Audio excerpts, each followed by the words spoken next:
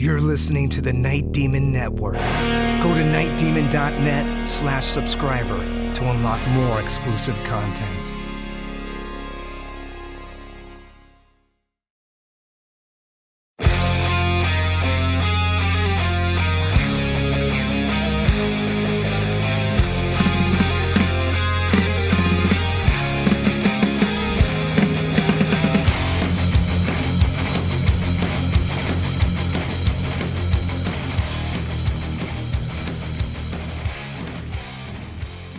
Hello and welcome to the Night Demon Heavy Metal Podcast. I'm your host Nesbit, and the Curse of the Damned album is 10 years old, and we've dived deep into the songs that make up the album. The first Night Demon studio album. We talked about the release of the Ultimate Edition box set. We're deep diving into everything Curse of the Damned, and one thing we have not talked about yet is the man on the cover, Eugene. Well, he has now come to life. He's stepped off the album cover. You can't see it, but I'm holding one of the coolest pieces of Night Demon merch right here. This Axe-Wielding Eugene action figure. So today we have an interview with Kyle from Carve the Five to talk about it. We got lots to get into here today. Rocky has had his share of attention on this podcast. So let's get Axe crazy. This is Eugene.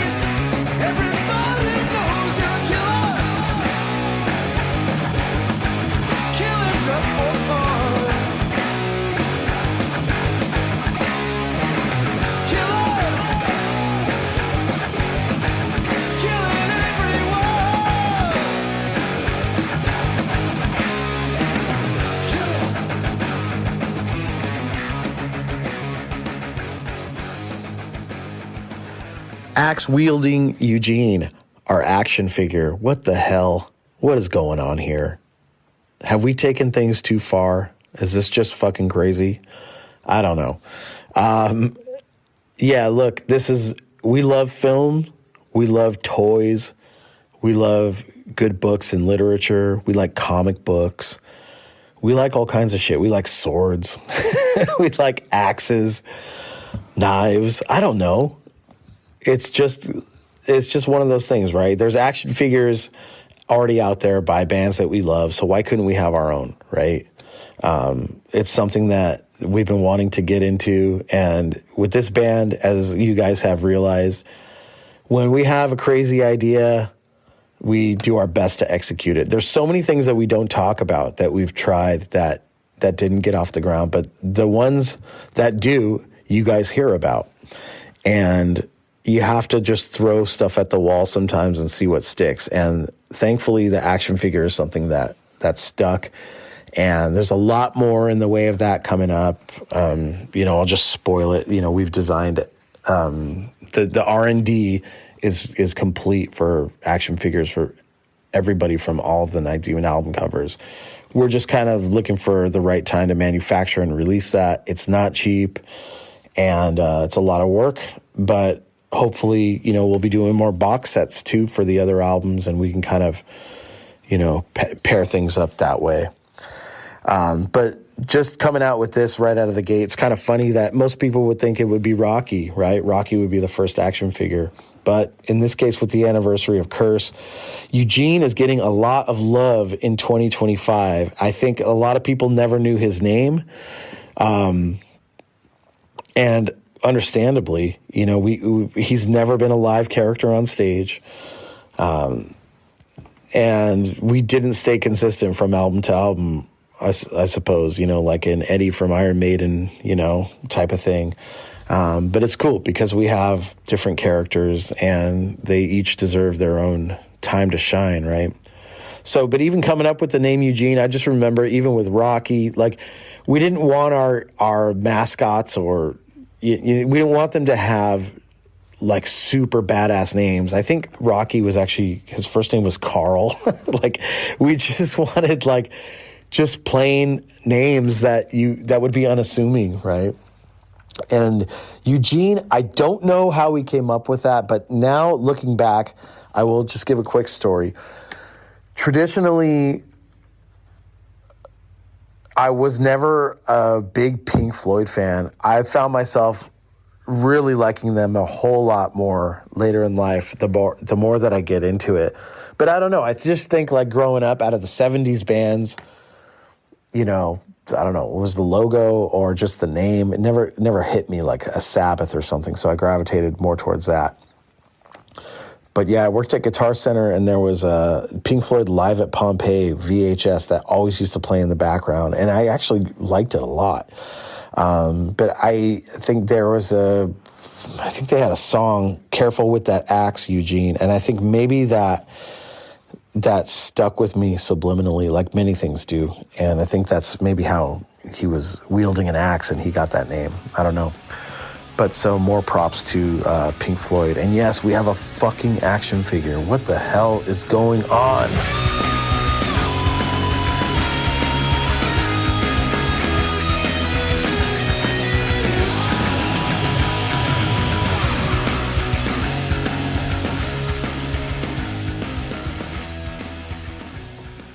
Kyle, how you doing? Good, man. Good. Right, yeah. I'm excited we to be talked here. before this, but I'll just ask how you doing. Yeah, hard in. No preamble, no nothing. So, just maybe just introduce yourself and give a quick background of like kind of how you got into metal and toys. Oh, sure, man. Yeah. What's up, everybody? My name's Kyle Wadaga. I'm a toy designer and metalhead for years. I probably think it's safe to say that everybody gets into toys before they get into metal because you're a kid and you play toys. As a kid, I collected like Kenner gargoyles and the Jurassic Park stuff back then, and then I collected a lot of Toy Biz, Marvel Legends, and that kind of stuff. But then getting into the toy business, I kind of just fell into it as a designer. Like I needed an internship, and so I did an internship with like a friend of a friend who happened to work at like a board game company. And around that same time, they were starting like a collectibles department, and it was like ground floor. And so I got to get in and kind of like learn the business or whatever. And so I've been doing toy design for 10, 12 years now, which has been really, really cool. But then like metal, I think everybody kind of has like their own gateway into metal, and it's usually like an uncle, a dad, like a cool older cousin or older brother or whatever. I had a bit of both. My dad, when I was like 12, he just decided to give me like a musical birthday, which was, it was just here's a stereo and here's like 10 CDs. It's like all the greatest hits of like Zeppelin, Deep Purple, Rainbow, AC/DC, like all those guys all at once. And so those aren't exactly metal, but that's like gateway. Oh, dude, I mean, that's some of the best stuff out there. Yeah, absolutely. Yeah. So that was gateway. And then in high school, I took Spanish 2, which is not relevant to metal, but it's relevant in that I sat next to this guy named Chaz. And Chaz was, I think he was like a super senior. He was like a fifth year senior. He had been held back. He was a bass player. He had long, greasy blonde hair, like always in a black hoodie. And that guy introduced me to like Black Sabbath and like our Lord and Savior Geezer Butler is what he used to say. And so after that, I was hooked, because that's like when I really started like understanding, like, we listen to a lot of KLOS, like, because I grew up in SoCal. Oh yeah. And so like I had heard all of that stuff, but like Chaz was the first person I met who was like a scholar of it. And it made me realize like just how much of it I was really, really into. So I was like 15, 16 when that started, and I haven't really gone back. I've had like phases of like electronica or whatever as you do, but I always come back to metal. That's cool, man. Yeah, I've kind of had the same journey actually. Yeah. I mean, pretty much. Yeah, my dad got getting me into Deep Purple and stuff. Hmm. He was into Sabbath, Yeah. but yeah, I mean, and then it's such a thing. It's like you just meet somebody and they kind of pass something along to you, and then it kind of the whole fandom starts, right? Yeah. It's Absolutely. crazy. So Yeah. okay, so let's go back to kind of like, well, before I talk about kind of when we met, like, Yeah. let's just say, okay, you have started a new company called Carve the Five with Yeah. Brian Liu. You guys are both former employees of Super Seven, the great toy company that has been responsible for such a, I don't want to say for putting metal and toys on the map. I mean, I would actually, before the first Kiss dolls, okay, Yeah. they were the first ones to do it, but there was a big gap there, and they weren't action figures; they were dolls. I Yeah. would probably give that to credit to Todd McFarlane. Absolutely. In the Yeah. '90s, he was the pioneer. I mean, he was like Yeah. one of my idols. One of the guys I look up to. He's like, a guy who is extremely creative, not only in the artistic world, but in the business world. And he's not afraid to go against the grain and do things that everybody will tell him won't work, Yeah. and do things his own way when he feels the crunch from corporate America. And so Hmm. it's kind of cool, like, you guys kind of starting out here, and this Night Demon action figure being the first from your company.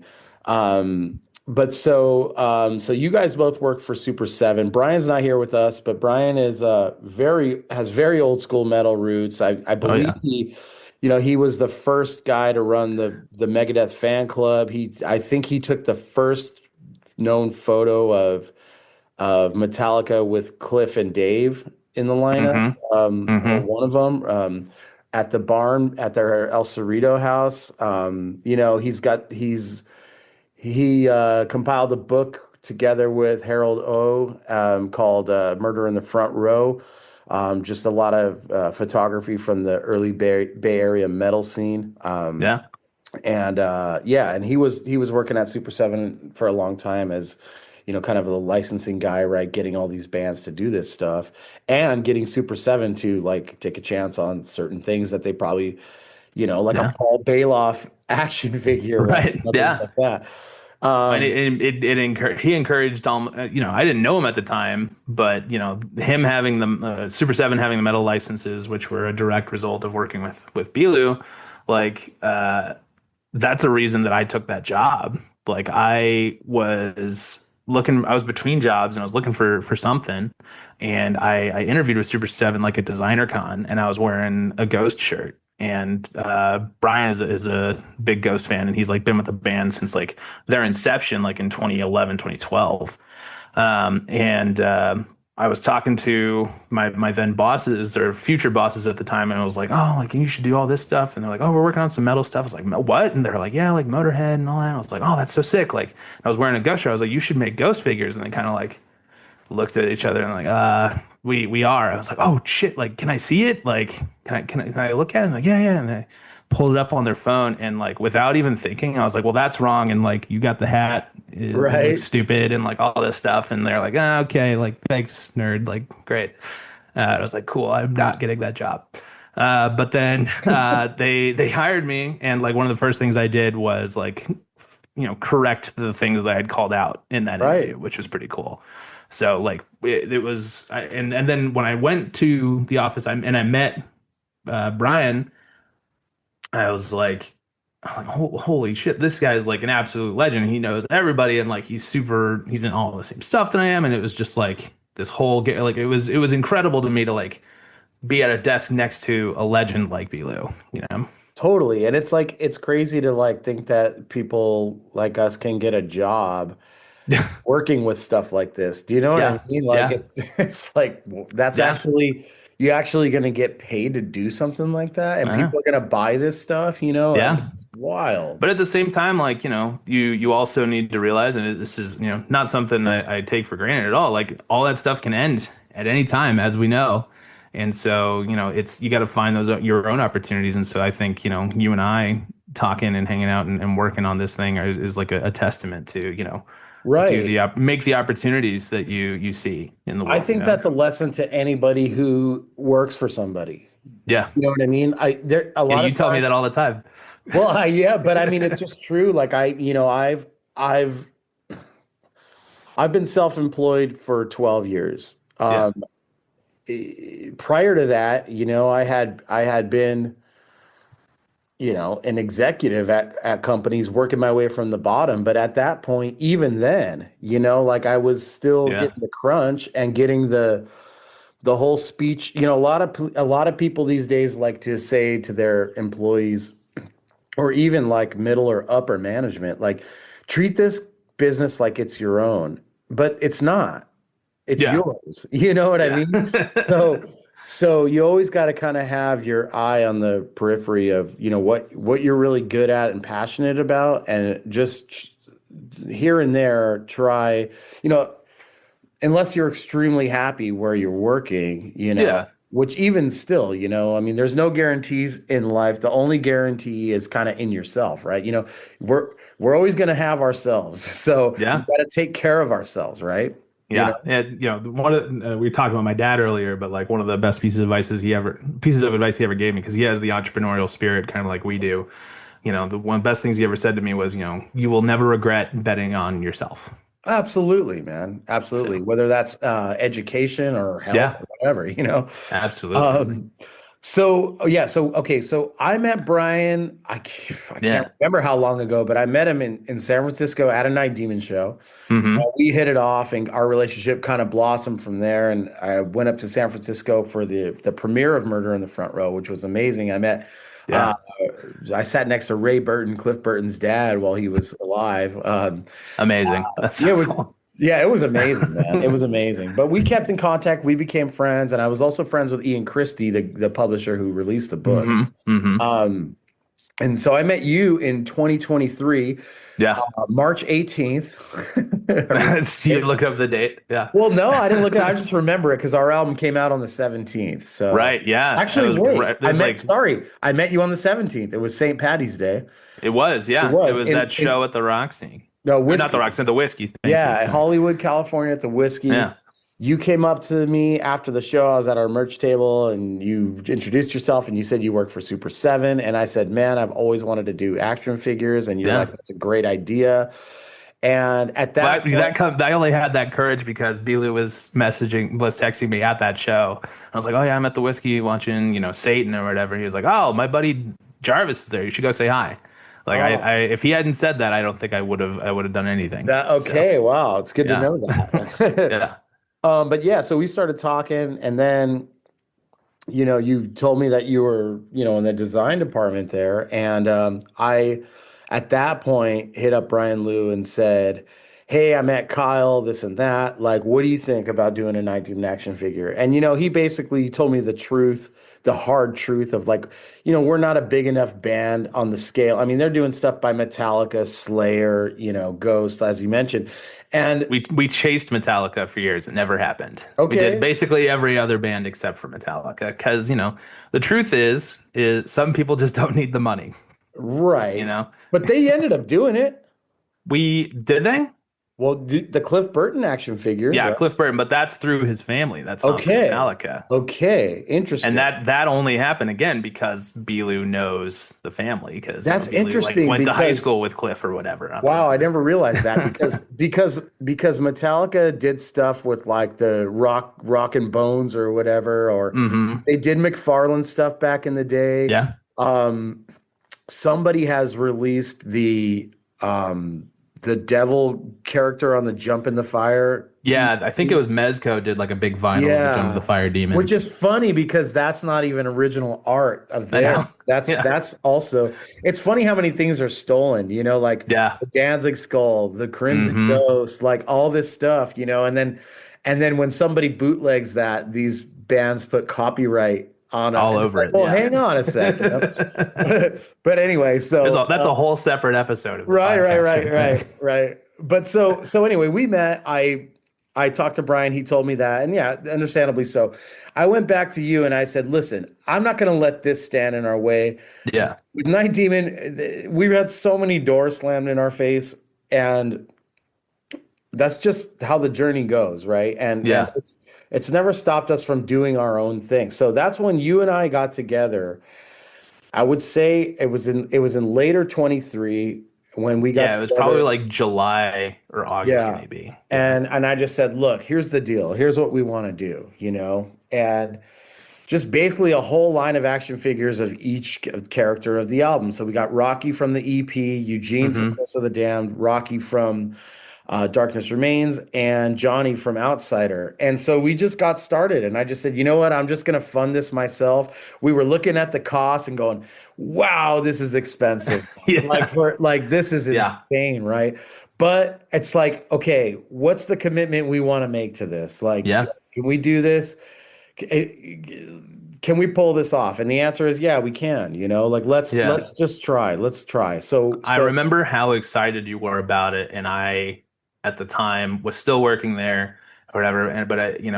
Your confidence and your like go get it like attitude was like really inspiring to me, and it kind of made me realize like, all right, well, like fucking bigger idiots than me make toys all the time, like. I make toys all the time already. Like, let me figure this out. But just do it. But in so few words, like do it without the net. Absolutely. And like I know this from being in business and especially in the record industry. And I won't name names because there's a lot of great people in the record industry. But in business in general, the longer you're around, you realize how much. I mean, I don't want to call it privilege or nepotism. There is some of that, but at the top of big companies are usually the people that are the last to know what's cool, or they're the most resistant to change and evolution. Right. Yeah. When at the same time, their job is to show an increase every quarter to their shareholders. Yeah. Which would, I think, be a motivating factor to evolve. But even though I don't even agree with that, because like a good business is a good business, I think sustainability is where you want to be. Obviously, you want to make more profit, but that doesn't make the company better. And your customers don't give a shit about that. You know what I mean? Mm-hmm. It doesn't give you any kind of longevity. So Yeah. with that said, yeah, like us going out and doing this was kind of like, let's just do it. Who gives a fuck? If nobody buys it, we still did it, right? Yeah, exactly. And the thing I've learned is like, especially with a band like us, like eventually things sell. And if people don't buy it now, they're going to have to buy it later for a lot more money. Yeah. I mean, some of That's our true. older records or even merchandise, it's like, Yeah. I can't wrap my head around how expensive this stuff is in the collector's market, Sure. Well, do you remember what I said when we like got those first quotes and it was going to be like astronomical numbers? I remember specifically, I was like, dude, like even if we just get to like a prototype, like that is such a monumental like hike to get to that. Like that is an accomplishment in itself, Absolutely. And just because it's not now, just because like we're not going to like produce it now doesn't mean that like something won't happen later. Right.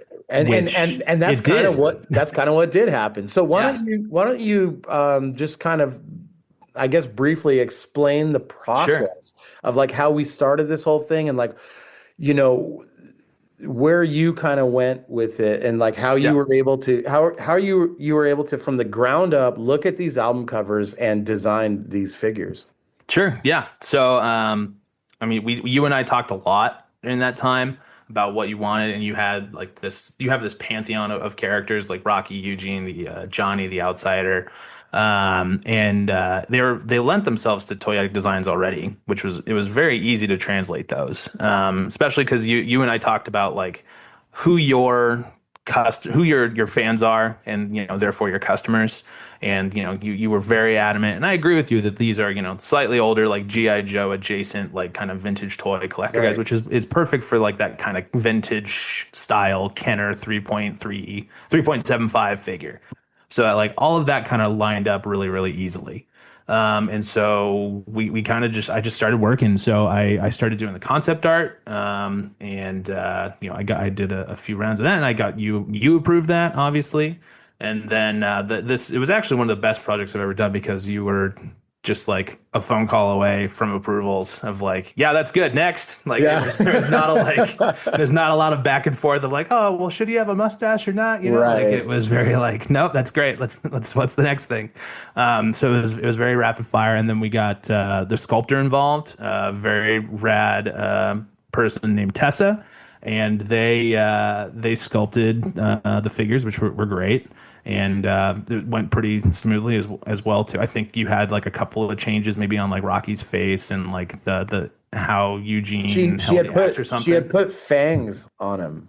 Yeah, that's right. And, yeah, and I thought it looked cool. Honestly, did. It actually made me kind of go, God damn it! Like if we done that in the beginning, he could have been like this vampire, right? Like, yeah. But it just wasn't. It wasn't true to what it was, and you can't rewrite history, right? So no, absolutely not. But that was really like the only change, right? Yeah. But you were also very good about it. And like you were your own historian, and like you're like, hey, here's close up photos of the actual like costume that my friends wear on stage with us and stuff. So that was really cool and super helpful, because you work with some of these other brands and you don't get that. It's what you can find on Google, Really? You kind of have to have a little bit of ingenuity and like figure it out and know what to look for.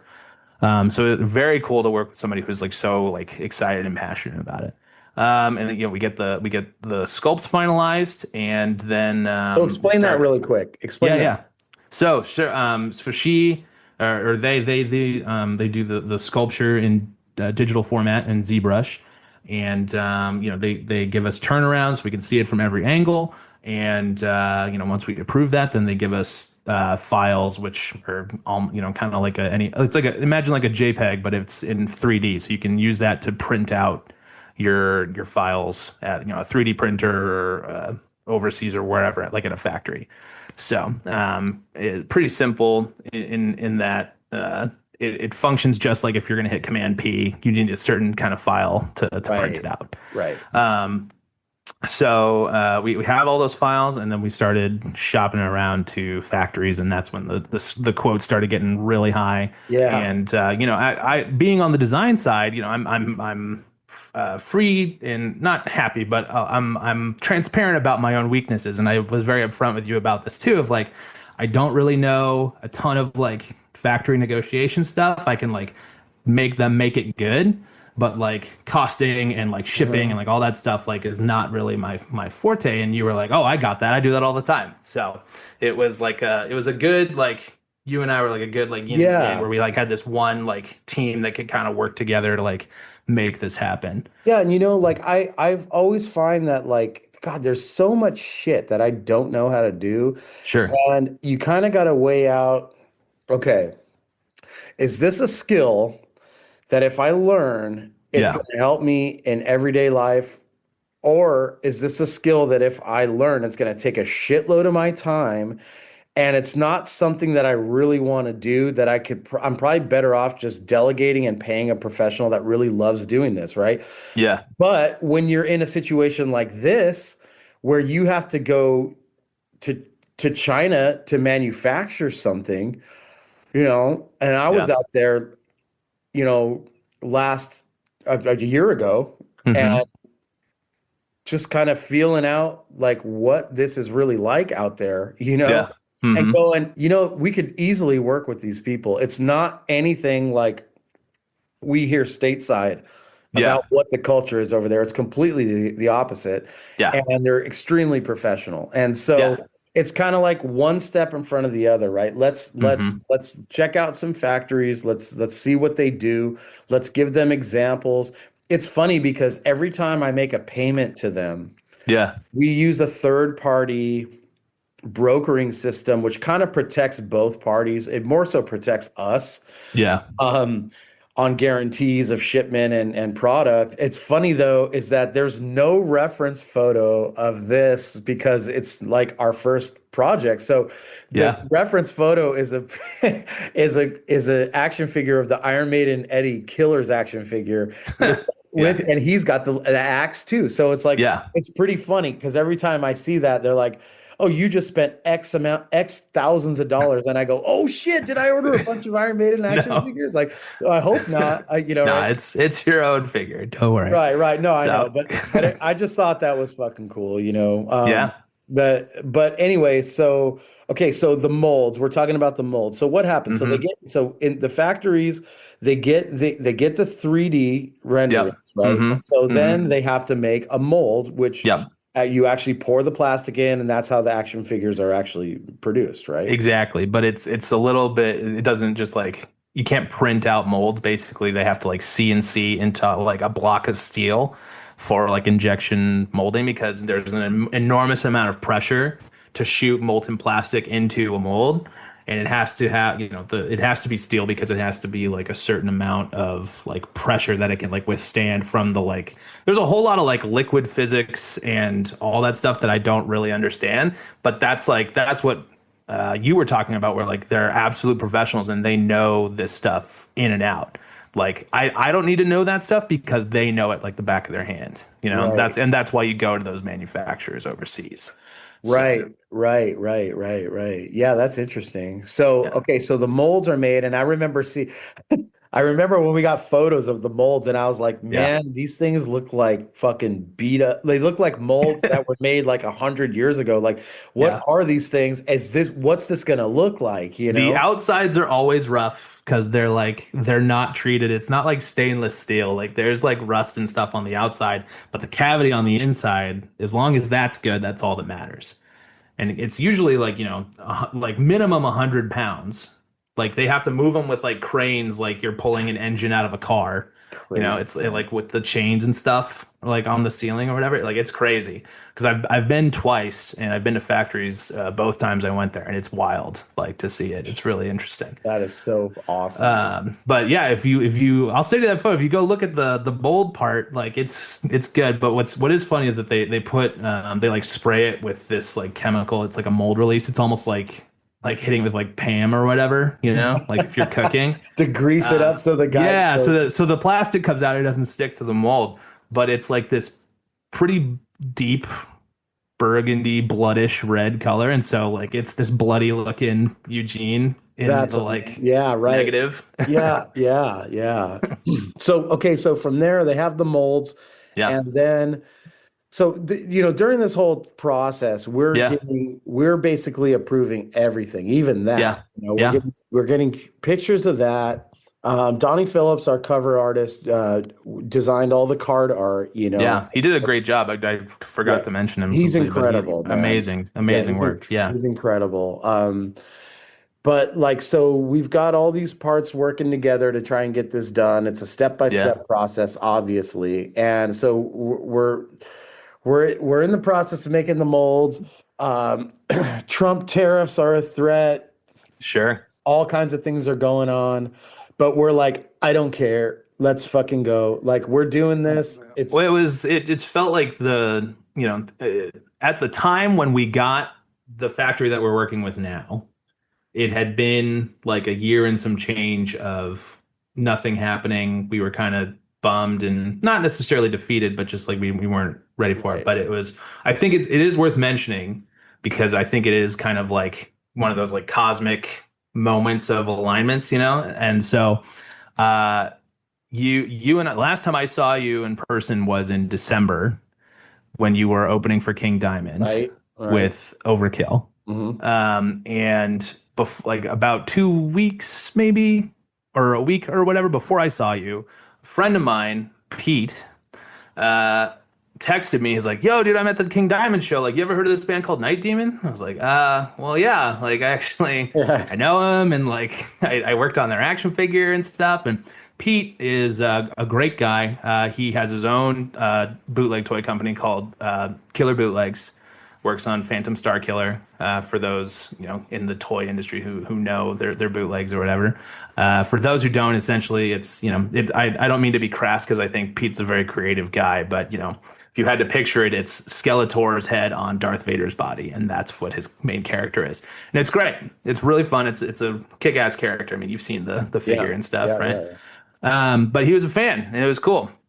And I was talking to him about it. I was like, yeah, so we got these really expensive quotes and just didn't work out. And blah, blah. He's like, oh, well, you should use my factory. I was like, really? He goes, yeah, like I get it for this much. And it was significantly lower than anything that we had heard. Absolutely. I mean, it's still a hefty investment, but I mean, it's not nothing. Let's for the stuff real. We're trying to do.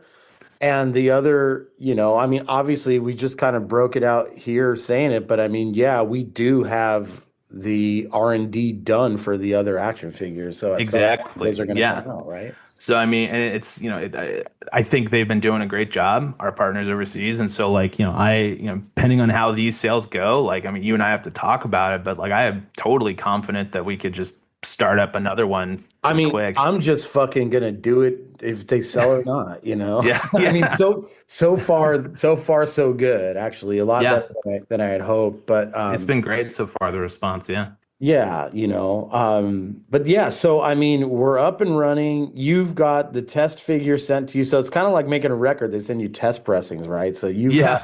So it's like you're trying to get this stuff done too. Everything's always on a deadline, right? So it's like it's like, okay, well, let's wait for one action figure to get shipped from China and like hope everything's right. And sometimes you just want to go, oh, based on the pictures, I think it's okay. But it was actually good that you did get that because there were some. Yeah, for sure. And I've done projects like that where you just approve stuff by photo and it like you always miss something. Like There's always something off.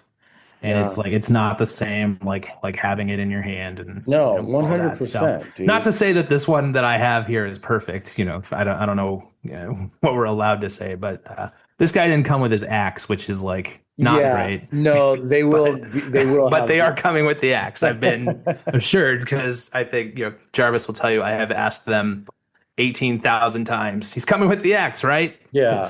His name is Axe-Wielding Eugene. Okay. That's it, man. That's it. So like, where do you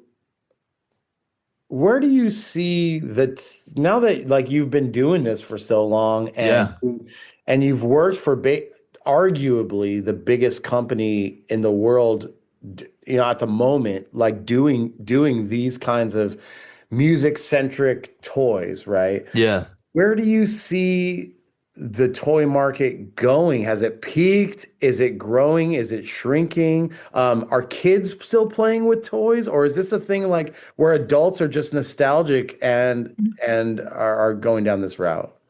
I think it's definitely a nostalgia-driven industry now, especially the like collector type stuff that we're doing. Like obviously, there's always going to be learning toys and like children's toys and like that kind of stuff. But I also think that part of the industry is going through a change as well, and it's been going through it since the invention of like video games. Like boys specifically get out of toys earlier and earlier. And are earlier adopters of technology and video games and that kind of stuff. Whereas like girls tend to be a little bit into toys a little bit longer because of fashion dolls and tween stuff. And like think about brats. Like brats are for like the 12 to 13-year-olds, that kind of stuff. There's all kinds of toy industry stuff and things that I read to just try and kind of pay attention to that. But a big one is blind boxes are huge with little kids. Really? So that's like just basically you buy a box, you don't know what's in it. Yeah, it's legalized gambling for sure. So I know that Super 7 did a Misfits series like that, right? Mm-hmm, yeah, and Iron Maiden and Alien and all that kind of stuff. Yeah, and basically a lot of the Misfits stuff is to me, it looks like one mold. It is. And it's like there's 20 different versions, and it's like you just change the color and match it to basically the card art is what. But that's also part of it, though. Like that's part of the industry. Like I mean, you remember we talked about how to properly you like design stuff so that you can use similar body but with like a different head, and then now it's like a Right. whole new character. Because Right. I mean, think about how fucking expensive that mold was. Like, you want Oh to just my use it one God. I time? know. No, I you know. got to use it multiple times. Right. So Right. like that Right. that's part of the industry, because those steel molds are so insanely expensive. Like, I don't know. I kind of have a soft spot for recolors because I think it's a lost art to like be able to design something that has the same thing but just in different colors and make it look completely new. Sure. I actually have a whole carrying case of those Misfits figures. I have like 50 of them. Oh, They're right. all Right. different colors. Right. So it's pretty interesting, and it's a, like I said, it's a lost art. It's a good skill to have, because you do have to like, that's what saves those companies money ultimately. Well, I mean, if you even think about like we mentioned, like the old Hasbro GI Joes. I mean, Yeah. like a lot of those. I mean, you basically have the same legs and torso or the Oh same yeah. arms, and it's all paint. Or like Hmm. Legos, man. Come Yeah. on, like Legos. Yeah. you got one body, dude. Yeah. And you just Yeah. paint it. You got Yeah. one And they head. pad printed and all that stuff. Yeah. Injecting different colors, and it's crazy. I think we Right. talked about it when we were developing Eugene specifically, but you know why Snake Eyes is all black in the original GI Joe line, right? No, I do They remember this conversation, but I forgot the they end. ran out of a paint budget. They didn't have any money to paint the figure, so they just injected him in all black, and it became the best-selling figure of the It's whole series. Man, that is insane. That is so insane. I definitely had a Snake Eyes action figure when I was a kid, you Oh know. yeah, That's so awesome. he's the best one. So okay, obviously, we could talk for days. We've got a Yeah, bunch of stuff going on, and I'm sure we'll revisit this on the next round, but just to absolutely. kind of wrap it up, and you could say as much or as little as you want here. Sure. Where do do you and Brian with this new company have any specific goals with it? Or are you just kind of just testing the waters and seeing how this goes? It's a little bit of testing right now. I think most of it comes from a desire to do cool shit with cool people that we like and Right. have fun and enjoy doing it, because we've both, and you have too, been at shitty places that are not fun, or they lose sight of the fun or whatever it is, and so Right. we just want to work on stuff that we genuinely enjoy doing with people that we genuinely enjoy being around. Right. So it's not exactly like a solid business plan or whatever, but it's like we're enjoying what we're doing, and like Yeah. as long as the response is good, like we'll keep trying stuff. I would rather have that than a Yeah. solid, like I would rather have a mission statement than a solid business plan, because at least Sure. Yeah. when you have the ethics and you could say it in one sentence, Yeah. then you're on the right track. I was in this is a total side note, but I was in the Sure. desert like all last couple weeks looking at Uh-huh. anomalous lights in the sky that I'm convinced, I'm not kidding you, man. I'm convinced are something other dimensional at Sure. in the least. And I left going, I don't ever want to deal with anything again. Like what's the point? You know what I mean? Yeah. Yeah, Like for I don't sure.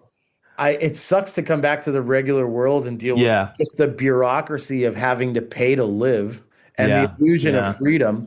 But it's kind of like it puts everything into perspective. And it's like, why would I ever work with anybody that does not see things the way I do when Yeah. I could do it myself or work with people that That do. Yeah. do have common ground with, right? Yeah. So I think Life's that's too short for bad vibes, man. it is, man. I know that sounds so cliche, but man, Yeah. have something happen to you once, or be in come within an inch of death and survive it, and then see how Yeah. you feel. Just kind of Exactly. pretend that that's going to happen, and in the words of Iron Maiden, and he will die too. Like Yeah. we're all guaranteed to not be here forever. So it's like, Yeah. Yeah. let's do these things. None of us are making it off this planet. So No, not alive. why So not? Why not be cool? Yeah, and this is a thing that like it's a big risk that we were willing to take Yeah. just like just to do it. And it's kind of funny, like I posted the commercial for this. We did like an old school 80s commercial for this. It's Like so good. It's so fun. uh and I just posted it today on my personal page, which I rarely post on, but I think the caption I wrote was like, seriously? Like Yeah. a laughing face, because I was like, did we take it too far? Or is Nah, man, this it was like great. is this really a thing? You know? I think that sometimes, like, since people see this. Okay, here's a quick story. Yeah. I sent a picture of the pack shot Yeah. to my friend James Dufresne, who's a longtime artist of ours, and actually did the Blood Sacrifice comic, which was the loose story of Curse of the Damned. It's going to be in the Yeah. box set. And he replied, "LOL, this is amazing." And he's like, it would be even better if it was real." And I said, "This is a photo of it." And Yeah. he couldn't believe it. He's like, "Wait, this is actually being made?" Yeah. And I was like, "Yeah, like this I'm not sending you." And that's the world we're living in, right? I know. Like, Yeah. everybody is doing an AI version of an action figure. And when those started to come around, I called you and I go, "Hey, dude, have you seen this trend?" And you're looking at these and going, there is no way that action figure is actually even made. Okay. No, Like, that's not even possible. None of them factor in like reproducibility or undercuts or any other type of like stuff that you have to actually watch out for in like true toy design. which is funny because, like, you figure with the growth of AI that AI Yeah. is going to figure out how to do that. And eventually AI is going to start doing things for us. But Well, that's what I want it to do. I want to Yeah. design something cool looking and then run it through an AI filter that removes the undercuts because it sucks. It's a bitch to do. I hate doing that. look, my the good worst. friend David Brodsky, he's a very, very well-known music video director. Yeah. And he showed me recently something that he did with AI just to comp a little part of a shot. Sure. And I kind of asked him the ethics of that, and he said it in a great way. He said, "Look, if I know how to do something Yeah. and it's going to take me 8 hours to do, and AI can do it in 5 seconds," he's like, "I'm going to use that technology.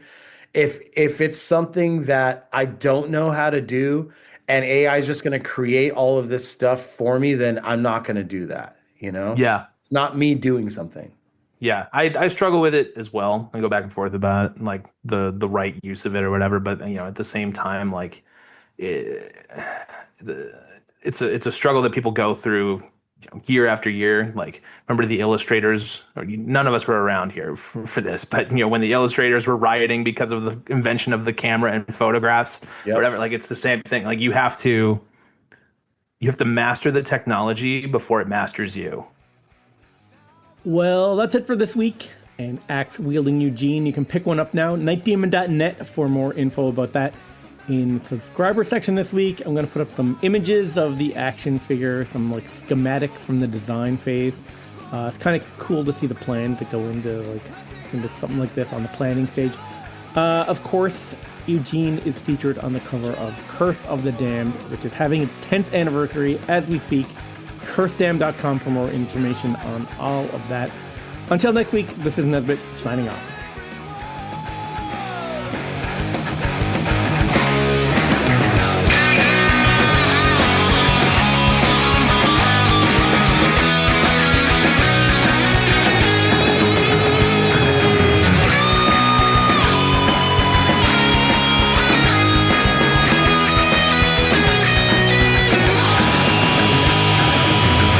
Nowhere to run, nowhere to hide.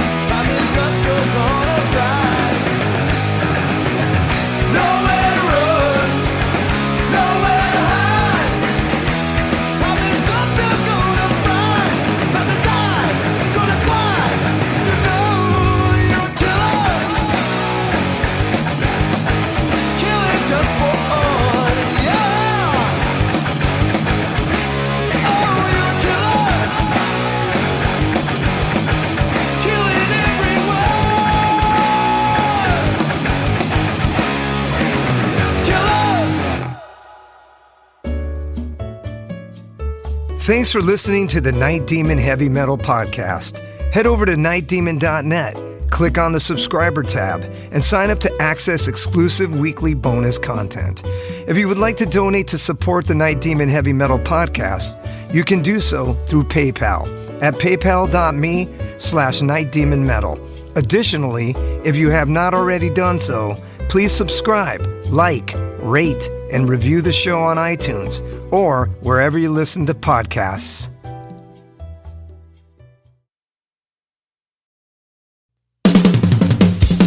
All hail, Night Demon Heavy Metal Podcast listeners. This is Dusty Squires chiming in to tell you about my brand new signature sticks from the London Drumstick Company. I've dreamt of having my very own drumsticks ever since I was a wee lad, and LDC made that a possibility for me. Founded in 2016 in London, England, the birthplace of heavy metal, the London Drumstick Company has trailblazed a path through the music industry and taken the drummer world by storm. When I met them for the first time, they knew their product was going to withstand the beatings of a Night Demon show. They took the time to work with me on getting everything just right. The balance and weight of my sticks are the same no matter what, and the durability is bar none the best I've ever had. I know my sticks will last through the set night after night. I'm truly honored to work with a company that caters to their players the way LDC does. Their innovation and attention to detail is what separates them from the rest of the stick makers out there. Their custom stick sleeves are unbelievable and really make the entire presentation complete. Wait until you see the design they came up with for me. It blew my mind and was a surprise to say the least. They have all kinds of amazing swag, including hoodies, t-shirts, drummer shorts, drum keys, stick bags, towels, face masks, practice pads, and much, much more. Even if you're not a drummer, you can be a part of Demon history and order my brand new signature sticks direct from their website. How cool is that? And to top it off, the London Drumstick Company are giving an exclusive offer to the Night Demon Heavy Metal Podcast listeners. Go to londondrumsticks.co.uk and receive a 15% store-wide discount using promo code DEMONSTICKS. All capital letters, no spaces, Demon Sticks. DEMONSTICKS. I can't thank everyone there enough for the opportunity to be a part of their family and for them trusting me with their amazing products. See you metal maniacs on the road very soon. And yes, the wood chips will be flying.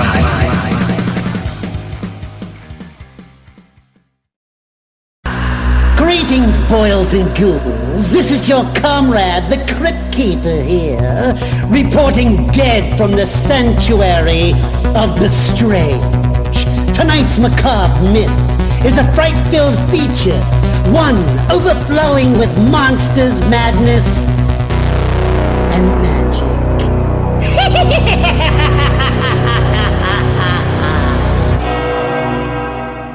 Visit our website at monstersmadnessandmagic.com to stay up to date on all the dark dealings within the sanctuary of the strange. Enjoy the show.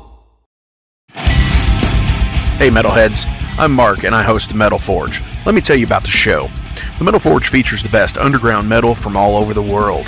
We spend every week with a different artist with interviews, in-depth conversations, and most of all, the music. We also feature audience interactivity where you can submit your questions to the upcoming guests.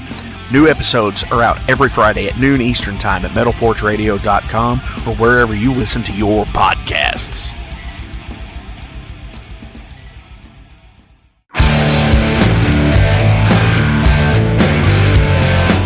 Want to know what's going on in the world of music? Then tune in to the Nothing Shocking Podcast, a non-genre based, all ages friendly rock and roll program. Join us weekly for interviews with all your favorite rock stars from the mainstream to the underground. You can find us at nothingshocking.libsyn.com or anywhere you download podcasts.